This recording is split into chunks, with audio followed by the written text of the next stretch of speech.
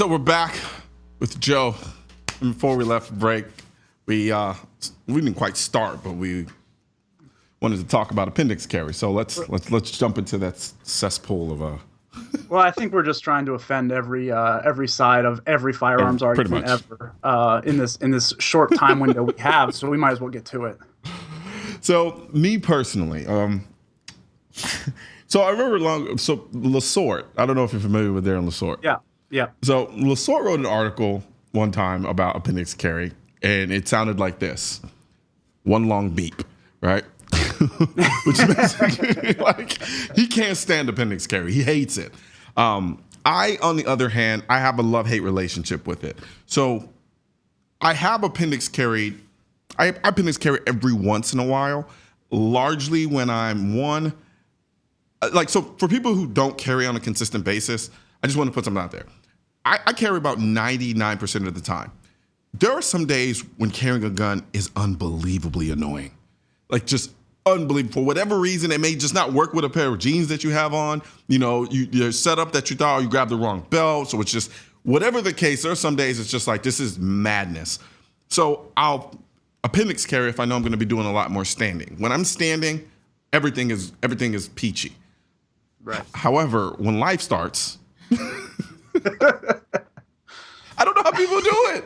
I don't. No, I'm right there with you. Because I'm in the same boat. I carry pretty much always, as long as it's lawful. Yeah.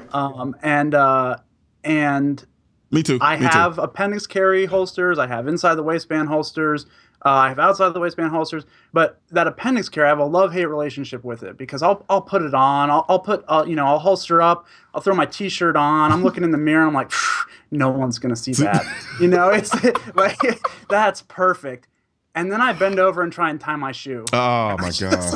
Oh my gosh. And it all crumbles. I was. I had just watched my Instructor Zero YouTube video.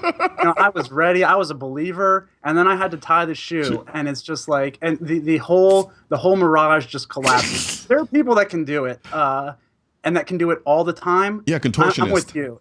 If I'm going for a walk, if I'm going to be standing, yeah, it's all good. Yeah. If I got to drive a car or tie a shoe or sit for long periods of time, it's just not happening. It's a wrap. I just can't do it. Now, there are a lot of advantages with it. But oddly enough, the times that I can do it, I'm forced to go to a smaller gun, which is odd. Because most guys who are diehard appendix carriers, they tell you, "Oh man, I can conceal carry a Desert Eagle when they don't." Right. I want to put this caveat out there. Slide 1911. I want to put this caveat out. Not all appendix carriers talk like that. Yeah, right. So I just want to put that out there too. Oh, come on. We're offending everyone. It's fine. No, in my head they do. I'm just putting it out there just for legal purposes. So, okay, perfect. Yeah. But no, like I can't, like I have to go smaller. Like when I'm appendix carrying, I'm either carrying the Shield or like the Glock 43. But then at that point, I'm like, I might as well just carry it 3 o'clock. Yeah. Because it defeats the purpose at that point. Yeah, I also like, there are some advantages, like some real advantages to me. Like I do kind of like having it in front of me because I tend to carry a little further back, 4 or 5 o'clock. Uh-huh. And so there, when you're tying your shoe or picking something else from the bottom shelf, you have that quick moment where you're like, oh, am I exposed? Yeah. But having it right there in front of you, you really feel in control. Yep. But yeah, it's a love-hate. There are a lot of advantages to it. Most of the time, the discomfort just outweighs those. Yeah. I just can't. I try to do it. Sometimes even in my car. But the odd thing is where I carry when I'm in my car, it puts me at a disadvantage because I can't necessarily get to my gun as fluid as I can if I were to appendix carry. So there's that component too. But when I'm appendix carrying, I want to kill myself.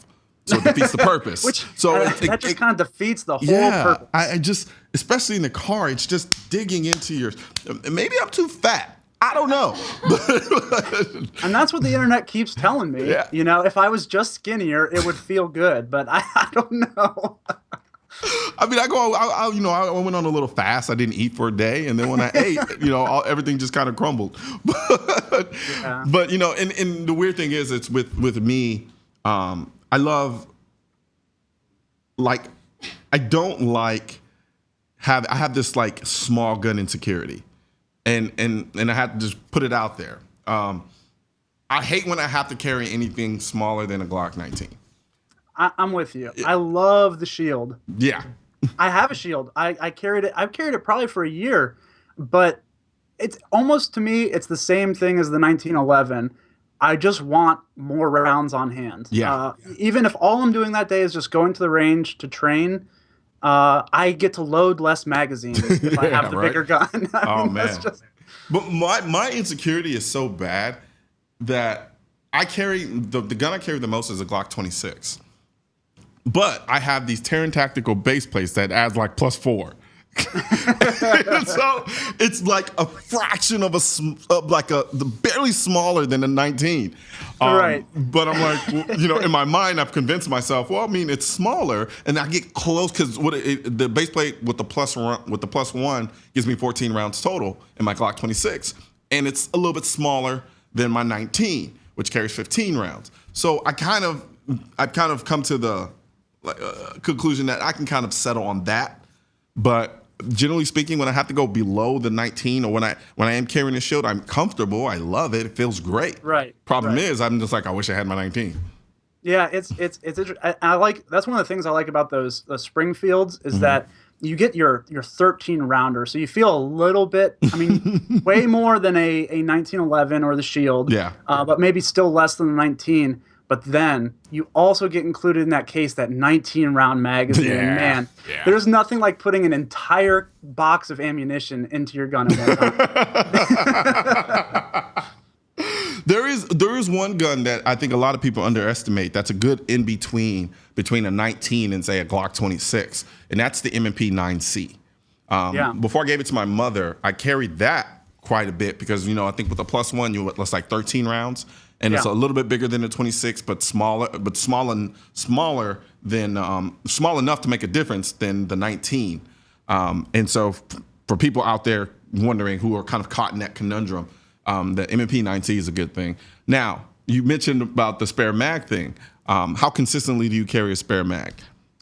100% of the time I have one, I'd say in arm's reach. Okay. I usually, like when I come to work, it's usually in my briefcase. Okay. I say that like I still have an old leather briefcase or something. That's the image that popped in my head. Like I have a courier bag or something. It's in my bag. And then, but if I'm carrying a 1911, we talked about before, I usually carry outside the waistband, and I pretty much 100% of the time carry a second magazine from that. But that comes from that ammo insecurity. I have to have that second magazine, even if it's just 8 more rounds. I gotta have it. Yeah, no, I'm with you. However, I'm probably not as diligent in carrying a spare mag as you are. I'd say for me, it's about 70% of the time I have a spare magazine on me. A lot of the times, just due to I just have nowhere to put it, and my jeans tend to fit a little bit differently than some people are willing to wear. Jeans, yeah. They're not skinny jeans. They're just a little bit more fitted. But carrying a spare mag can get a little cumbersome, so I don't necessarily always carry a spare mag. That all comes back to the gun choice, with the 19 or with those XDs. We got about like 20 seconds left, by the way, just because we completely talked. Sorry, but yeah, go ahead.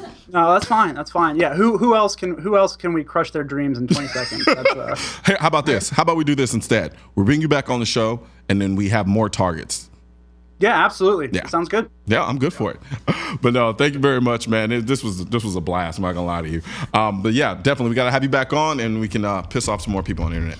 Yeah, absolutely. Everyone follow at AmericanRifleman.org. Yep. Gun of the week, gun gear of the week, and if you're not an NRA member, join today. Get your subscription to American Rifleman. You heard the man. Go out and do it. All right, thanks, Joe. Thanks, man. All right, and there's another awesome episode of Seeing Live. Join us again tomorrow.